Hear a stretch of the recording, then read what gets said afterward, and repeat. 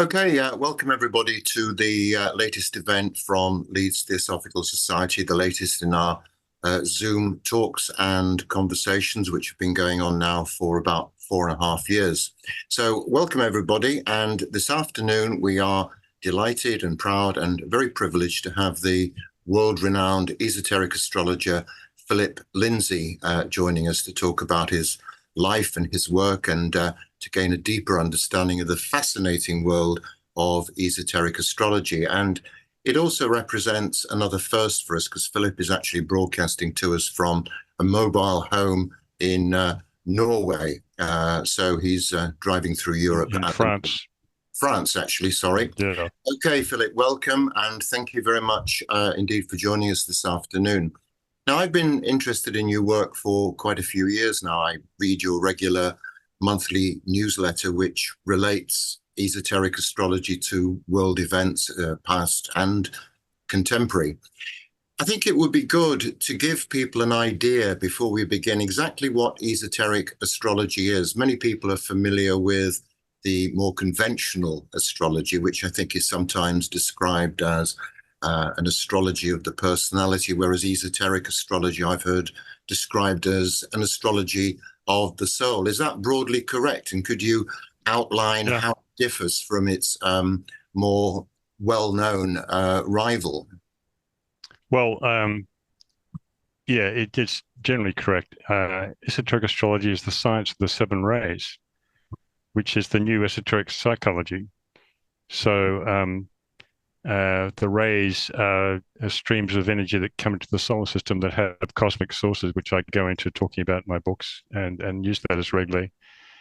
And they condition every kingdom in nature, and including the human kingdom. And we all have a soul ray, a personality ray, a mental body ray, and so forth. And the horoscope acts as an interface for the expression of the known and intuited rays. You're not able to glean your rays from the horoscope, but the horoscope is an interface for the expression of the rays. And in esoteric astrology, we have soul rulerships of the signs. So, for instance, everyone knows that Mercury rules Gemini, but Venus is the esoteric ruler. And if the person is sufficiently unfolded spiritually, they'll start to respond to the higher frequencies of the planets as esoteric rulers. And the other major thing is that the rising sign or the ascendant represents the soul purpose, because it was the time that the soul chose to take its first breath in a body in this incarnation. And therefore it is the soul purpose or soul potential. And the sun sign represents the personality, the threefold lower self: mental, emotional, and physical. Okay, now what are the roots of this particular branch of astrology? How far back does it go, and who are the main influences in formulating it? Esoteric Astrology by Alice Bailey, and from her series of 24 books, Esoteric Astrology, the one that I practice and have been doing for the last 40 years, is based on her book. There are, however, other aspects of esoteric astrology through all her books, and some in The Secret Doctrine as well, by HPB. And this particular thing has been developed by you and others since Alice Bailey's books were published, because obviously the last one came out in the 1940s. So this is something which you and others have developed in the interim period, yes? Yeah, to apply practically, this is the great challenge of occultism or esotericism, is to apply practically that which you've been taught or gleaned from your understanding, and apply it to the charts of well-known people in history, events, nations. All nations and cities are ruled by rays and astrological signs. For instance, New York City is a second ray soul with a third ray personality, and it has Cancer very strong in its horoscope. London is a fifth ray soul and a seventh ray personality, and has Leo very strong in its horoscope, as well as Gemini, Taurus. So I've got many essays about the nations on my website. If you go to the search by subject tab, you can find pretty much anything that you're looking for under many different categories. And how are these signs and attributes, how are they determined for particular nations or cities or organizations or anything like that? How do you precisely go about identifying these things? Well, the information's being given by the Tibetan master Dwara's Kul through Alice Bailey. So it's come from the hierarchy. It's come from the masters of wisdom. And of course, that's an authority that I cite, and that is only provable for the individual in terms of whether they resonate to what I write about, and how I, for instance, say that Britain is the second-rate love, wisdom, soul. It's one of the most evolved nations on the planet in terms of leading Western nations. And it has a first-rate personality, and all the rays and signs have a light expression, and they also have a shadow expression, so as we all do, of course, ourselves. So not all nations are living up to their full soul purpose yet, for instance. And for me, I've kind of proved to myself by applying theoretically the rays and the astrology science given for nations or given for individuals and people over the years, by just practical application and thinking to myself, yeah, that really fits. What first drew you into this particular? Can I ask you, Philip, what first drew you into an interest in this? Were there particular events, or was it a cumulative process of some kind? Good question. Well, I was at a party in Tasmania where I grew up when I was about 20. I'd had a few beers, and there was a woman there who was the host of the party, actually, and she was a natural psychic. And she was reading people, and she was amazing. I said, well, check me out, And she ended up telling me for about half an hour all about my family, my past, my future, and she didn't know me. And I declared that night that I would, raising my beer glass up, I will study astrology seriously one day. And I never thought about it for another 10 years until I had my first Saturn return just after the age of 30. And I went to a bookstore to buy one good book on astrology. I spent the whole day in the bookstore and ended up buying a box of books, teaching myself astrology. This is back in about 1985. And from then I met other people, other astrologers, and in Sydney in Australia, and groups of people who had schools for astrology and conferences, international conferences in Australia, and so I learned. But one of the first books I bought in that box of books was Esoteric Astrology. So I taught myself exoteric astrology or personality astrology, and I read a lot of books by all the great authors. And I got a solid grounding in that, and I learned to do charts with a special calculator, because that was before laptops and cell phones.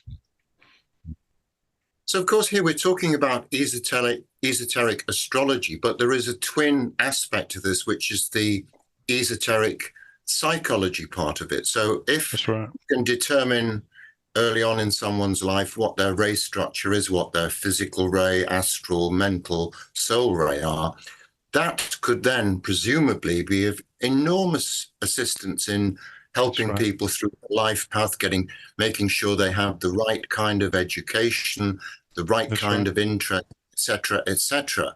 Is this happening anywhere, Philip? Yeah, and on two levels. On one level, you have esoteric psychology, which is 1 and 2. There's 2 volumes but those teachings are through all the blue books. But they're the 2 main books, and that go into the really core meanings of all the rays. And esoteric psychology can be studied on its own, just as esoteric psychology, without necessarily studying astrology, but they are inextricably entwined. And the Tibetan master, during the time he transmitted these books to Alice Bailey, also was running 4 different groups of Western disciples. And letters to them, personal letters to them, are in the books called The Discipleship in the New Age, Volume 1 and 2. And some of those disciples were quite well known, a few English people amongst them.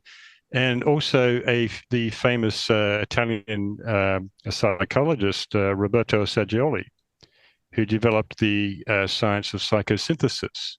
And psychosynthesis is actually based on the seven rays, but he was kind of guided to not give any esoteric references to the source of his inspiration for psychosynthesis.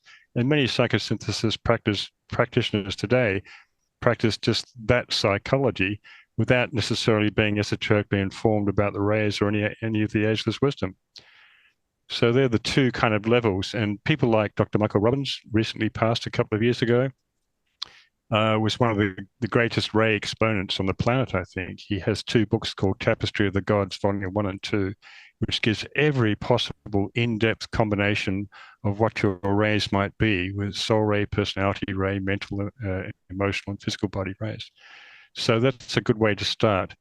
But like all of esotericism, you can read this and absorb this stuff with the concrete mind, but you have to really meditate and reflect upon it and contemplate it and invoke the intuition. Now, when I read your monthly newsletter, I mean, it goes into incredible detail. It looks at specific events, Palestine, the war in Ukraine, what's happening in America, etc., the outcome of elections and all sorts of things like this. And I find it fascinating, but obviously a lot of it's very, very technical.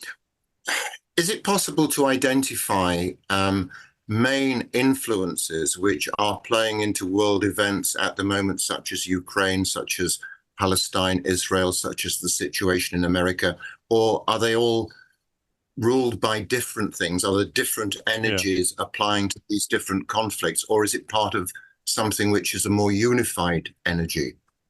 Well, a bit of all those things. Firstly, in the microcosm, you can study an individual nation's chart, such as the USA or Britain, for instance. That's the exoteric or outer chart. Then there's an esoteric chart, which you can only really establish the rising sign and sun sign for. And so you can look at the transits and progressions, for instance, to those charts. And for instance, Israel has a Taurus sun, and Uranus is currently doing a long-term transit backwards and forwards across the sun. And this has a lot to do with what's going on there now, but there are other factors too. Pluto is probably having a profound effect there. So you have each individual national horoscope or individual horoscope, of course, that has its own personal cycles and rhythms. And then you can apply basically the planets and the signs to the long term. For instance, with 2025 next year, which we've been preparing for a long time, is when the hierarchy meets in conclave with Sana Kumara and Shambhala, we're told. And this is a once-in-a-century meeting. In 2025, there are several planets going into different signs. Neptune and Saturn going into Pisces in a conjunction, which is I've written about several times.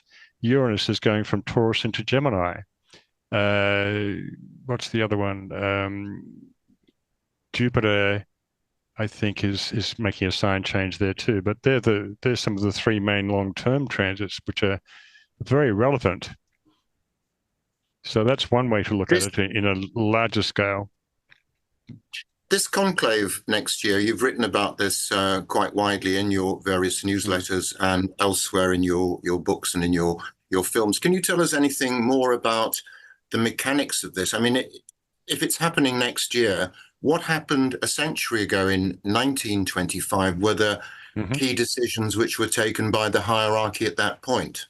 Yes, indeed. And smack bang in the middle of the two world wars as well. That was a very important year, which I write about in my book called The Initiations of Krishnamurti, because Krishnamurti and a lot of theosophists were very active at that time. And Besant, Leadbeater, and so forth. And there was a whole bunch of stuff going on. I think one or two people may have taken an initiation during that time. And so all the hierarchy are allowed to do karmically is to guide humanity and to watch over and stimulate and inspire them. So they have to leave us to our karmic free will, no matter how silly decisions that we do make at times. But of course, they will intervene if they have to. We're told too. Yet, if they did that, the testings that we're going through, particularly right now, we would not step up to. So they reevaluate the past century that's gone and the future century to come in terms of what the choices that humanity's made, and where the general trend, what things that need to be toned down a bit, or things that need to be developed a bit.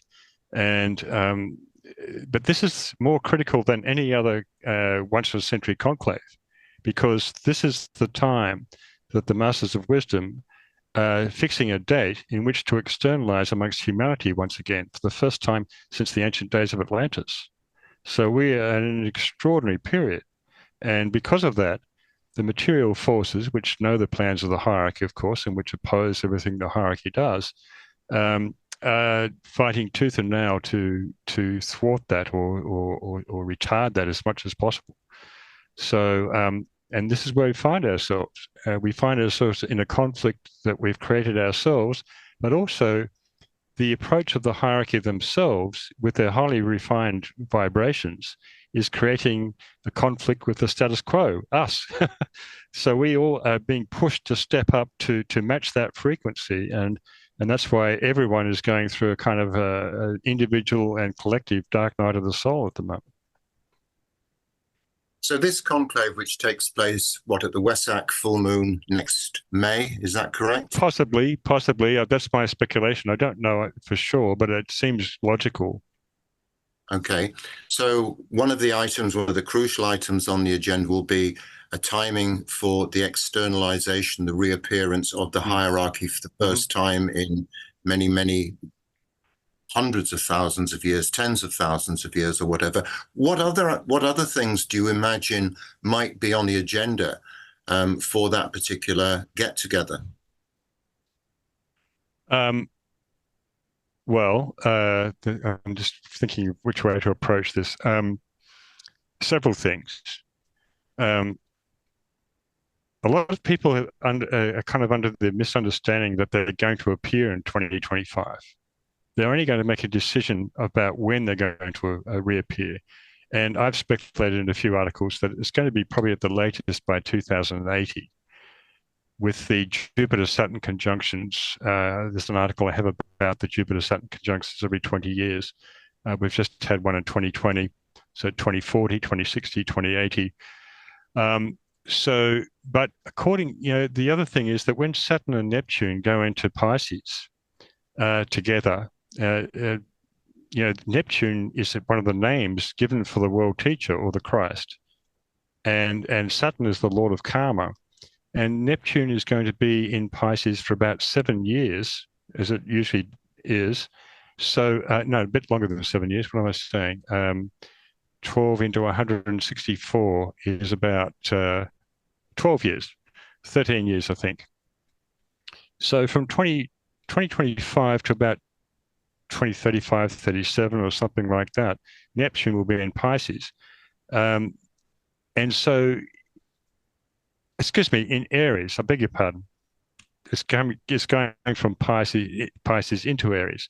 So the thing I wanted to mention, it's like a double whammy. You have Neptune, which is the name in the West for the Christ or the world teacher. And you have Aries, the Lamb, which is also another appellation for the Christ. So with Neptune in Aries, the first sign of the zodiac, there could be an appearance, or at least a strong seed planted for his eventual reappearance in a physical body, we're told, eventually. But I think it has to be preceded by all the ashrams externalizing, paving the way for the other masters to walk amongst humanity again. And then the cherry on the cake will be the Christ himself returning.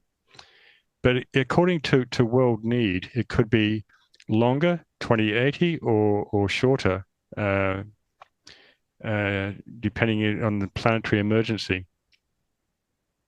And do we have any details or insights into exactly who the members of this hierarchy would be? Are they the masters we're familiar with in Theosophy, Moria, Kuthumi, Serapis Bey, Rakoczy, etc.? Right. Or are there additional ones? We have any of numbers?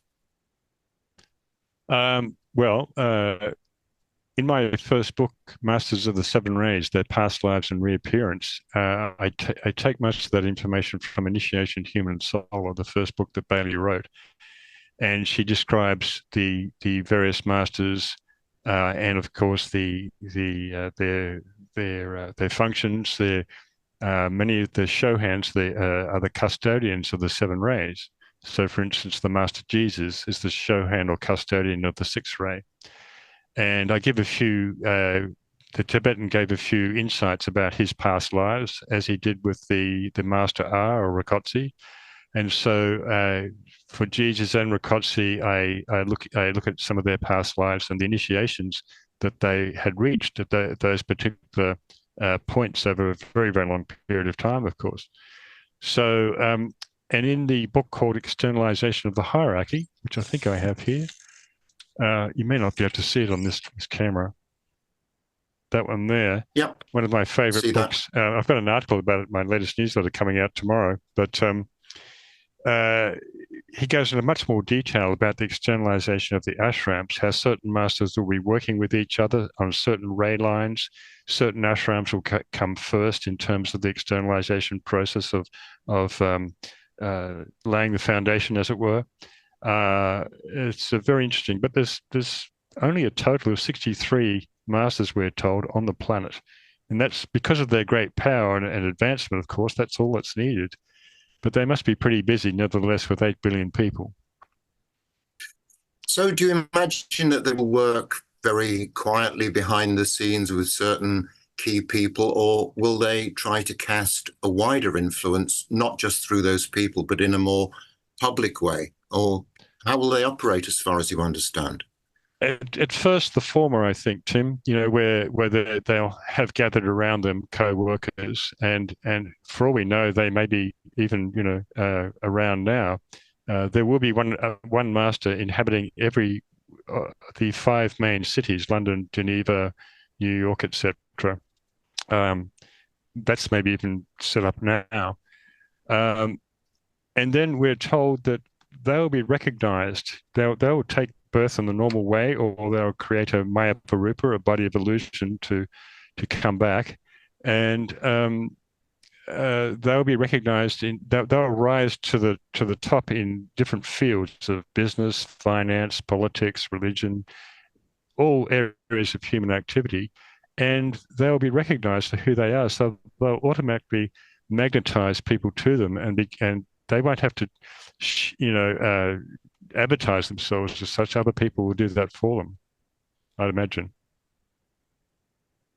And do you imagine that their reception will generally be good? I mean, they're not going to come along and say, I'm the master so-and-so. It'll be through their personal, through the strength of what they do, their beliefs and their ideas, that they will get credibility and respect, rather than claiming I'm, Master X or whatever. Yes. Yes, I think what you say sums it up perfectly. They say that the biblical prophecy is that he shall come in the air and every eye shall see him, which can be interpreted as he'll fly in a plane from the Himalayas or Central Asia or wherever. It's supposed to be in Central Asia at the moment, and appear on TV, and he'll speak in a language that all languages will understand, which is a pretty amazing thing to consider, but we know as esotericists it's quite possible.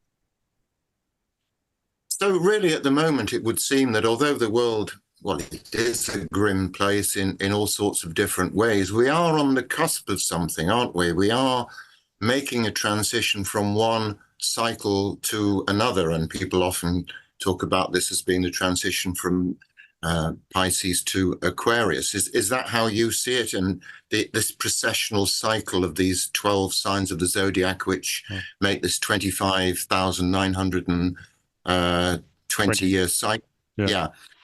Is this where we're at the moment, as far as you understand it, from your point of view? We're in a 500-year cuspal space between the two ages that started in about 1781 when Uranus was discovered and will go through to about 2200.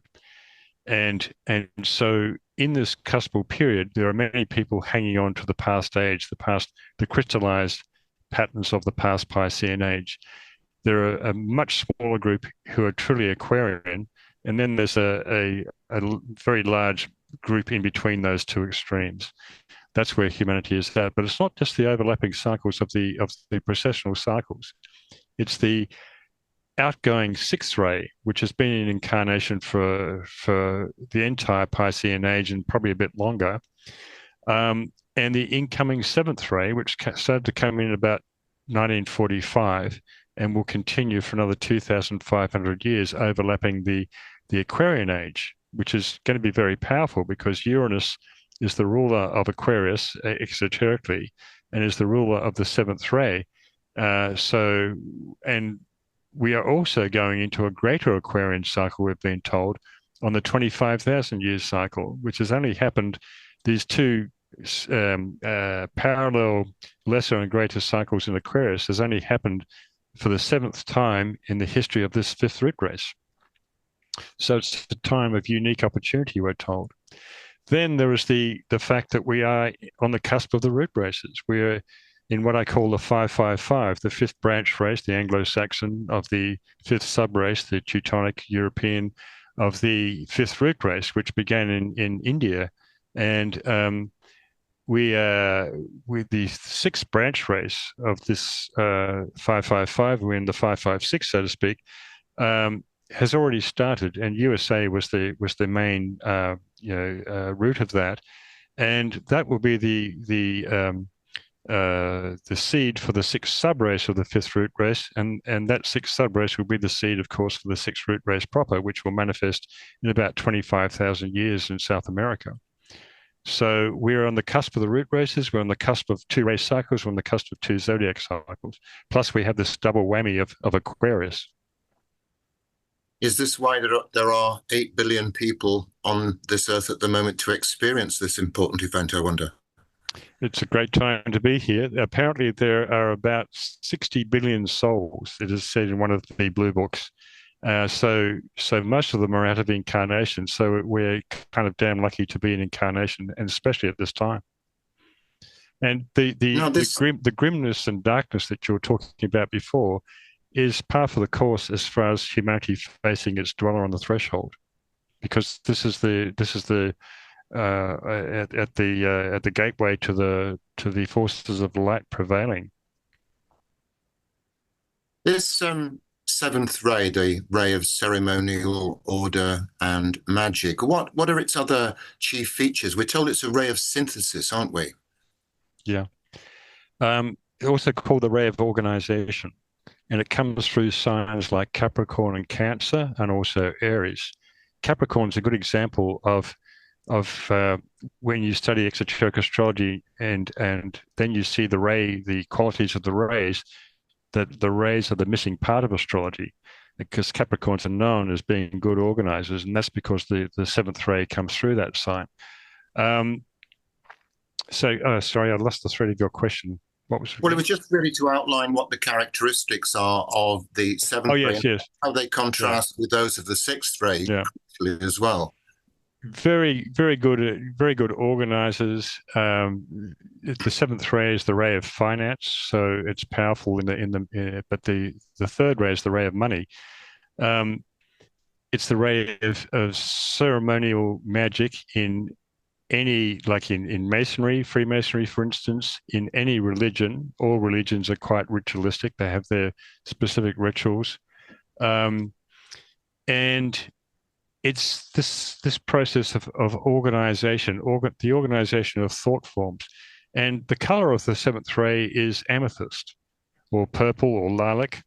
And that color is actually a combination of the first and second ray colors. The first ray is red, the second ray is indigo blue. You combine those colors, you get purple.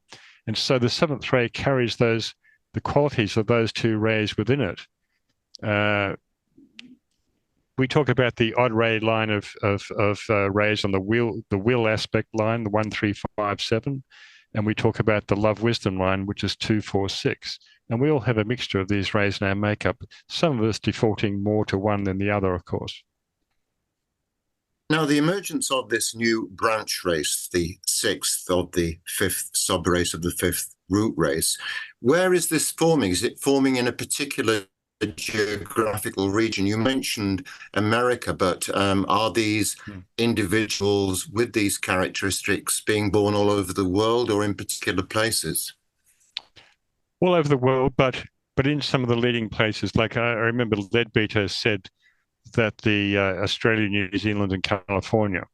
That's a little bit misleading because I think they are all over the world, but certainly the USA as a world leader, as an Aquarian soul leading the world into the age of Aquarius, hopefully, is so you have the I lost my thread again. I'm sorry. I was going in about 2 or 3 different directions at once. Then, come back to my the question again. Can you, Tim? Well, it was just really to, identify the locations of where these six branch thank you. people would be. And it was really whether it was, you said America was one of the principal production areas, if you like, for this, but there would be other areas too where it was applicable.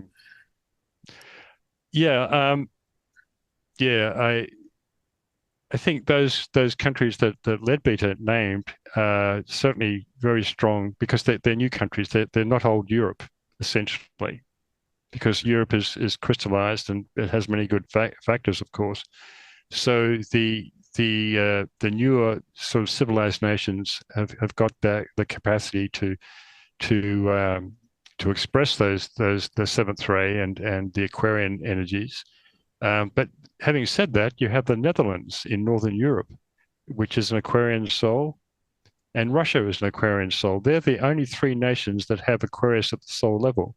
But Switzerland has an Aquarian personality, and other nations have Aquarius in their makeup as well, but not at the soul level.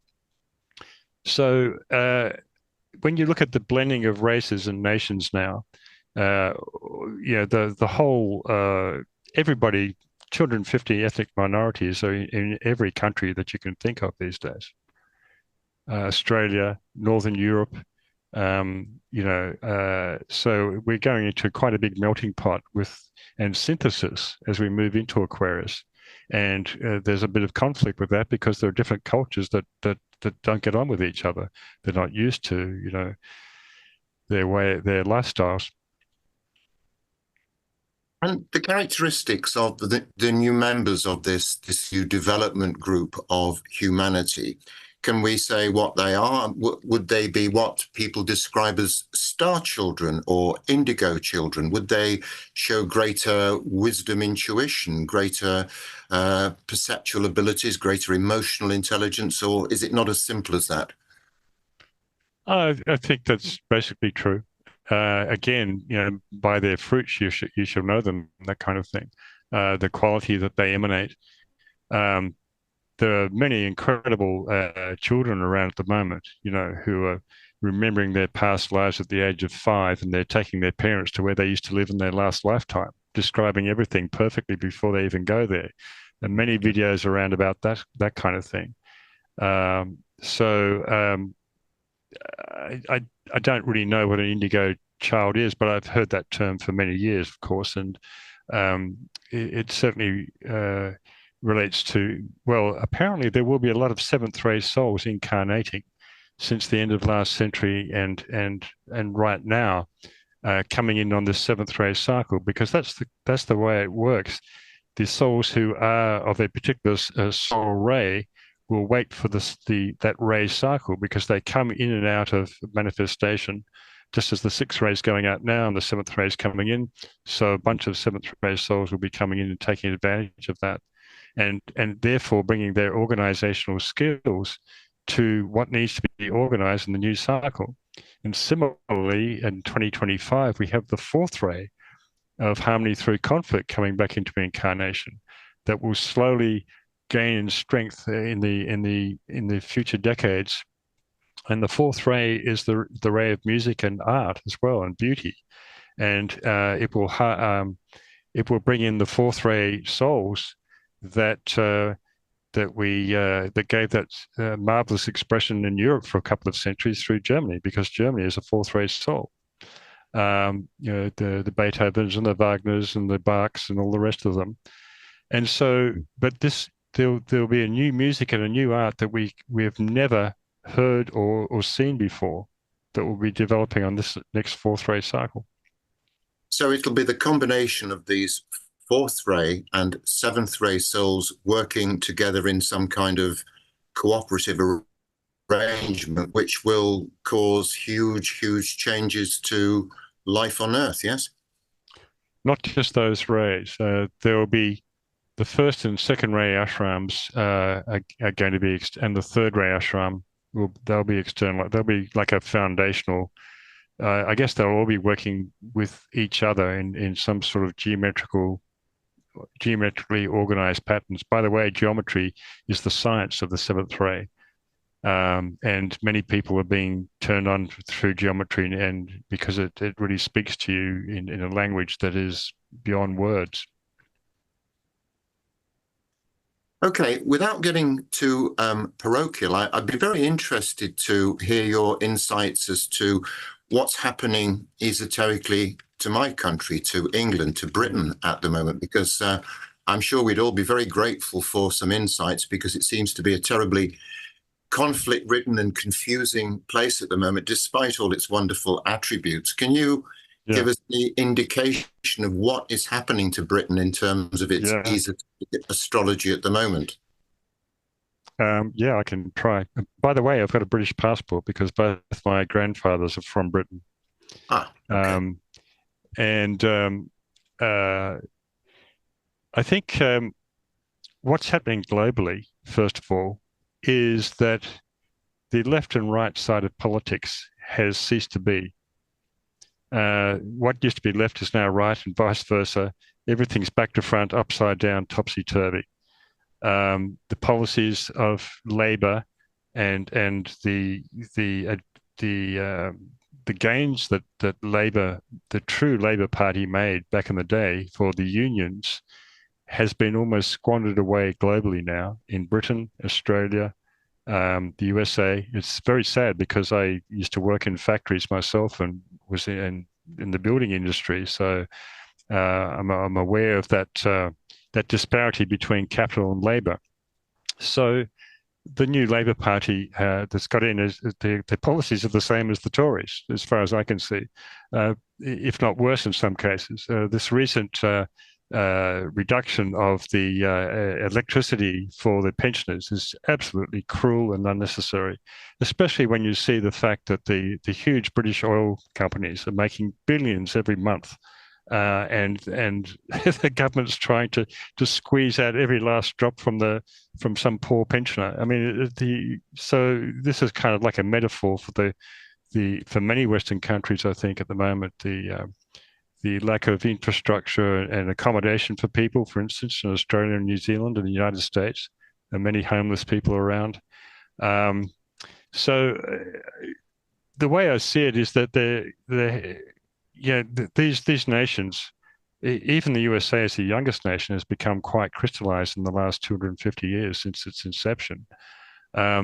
So it's just gone through its Pluto return, so it's all breaking down. But Britain is far older and so far more crystallized as well. And it's going to take some major event, I think, to turn people around. I often talk about this with people with what is the solution to this gigantic impasse at the moment? Because it seems so rigid and so deeply entrenched in the culture. And so people say, well, bring on the Christ, his return, that kind of thing.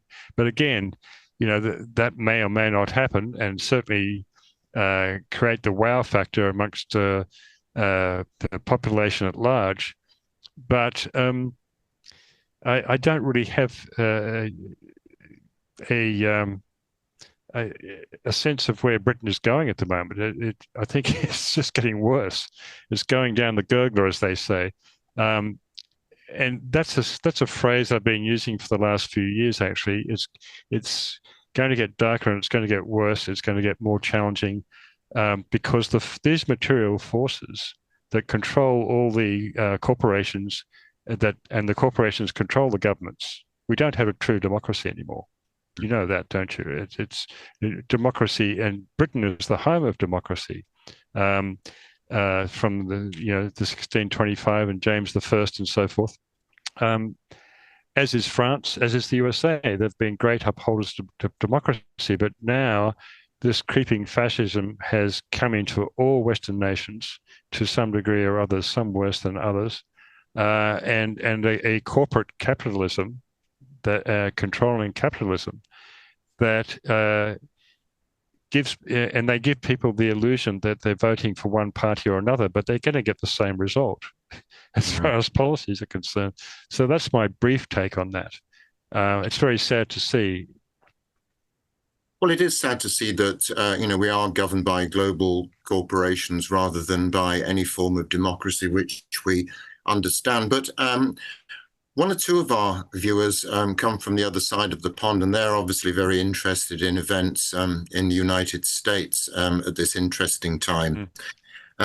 What are your insights into the Harris versus Trump election that's coming up?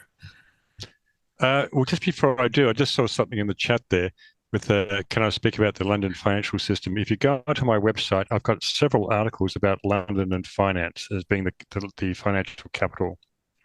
So if you go to that search by subject heading, you can find that. But I think Harris is basically someone who's just holding a spot. They've put her there in a holding position to temporarily take the place of Biden. I wouldn't be surprised if they swap someone else in at the last moment. There are so-called conspiracy theories about that, but I think some of them hold water. And so I take with a grain of salt the last debate that they had. I knew what it would be like, and it turned out to be, and also the ABC television program had a presenter who basically threw softball questions at Harris and harder ones at Trump. So it was a bit biased, I think. But this coming election is probably the most important election in world history, not just US history, because the US has such a strong hold on the rest of the world, influence in the rest of the world. Many people say the USA owns Britain. It owns Germany. And to an extent, it certainly does. And unfortunately, the US policies of aggression towards China, towards Russia, to other countries is such a dangerous situation that they're placing us in now for the world as a whole. It's creating a lot of fear, a lot of trepidation. So yet Trump says he will stop the war overnight. Whether he does or not, or whether he gets in, remains to be seen, of course. But essentially, the Democrats who control most of the Western media are hawks as far as interfering in other nations and so forth. I've copped a lot of flack, of course, in the last few years with my views about Ukraine being a proxy for the United States to be belligerent towards Russia. I believe that's true, but a lot of people don't agree with me. So, and the United States is in such a precarious position. We have because it's the leading nation of the supposedly its dharma is to lead the world into the age of Aquarius. that's why the material forces have concentrated so much on thwarting that particular sole purpose of the United States. And of course, the United States and Britain and Russia are supposed to be working in an esoteric triangle to lead the world into the age of Aquarius. Two Aquarian souls, two secondary souls, Britain and USA. So we see that two of those nations, Britain and USA, are completely against Russia, so the plan for that triangle to be working is temporarily blocked. Is there any danger, do you think, Philip, that we could, I mean, we're often hearing about, oh, America's on the brink of civil war. There is a kind of a psychological gulf which exists in America, but is there the danger that this could turn into physical reality with some kind of civil war running on the streets of America? I've written a couple of articles about that over the last 20 years. It's been speculated for a long time, with various states thinking about seceding from the rest of the country.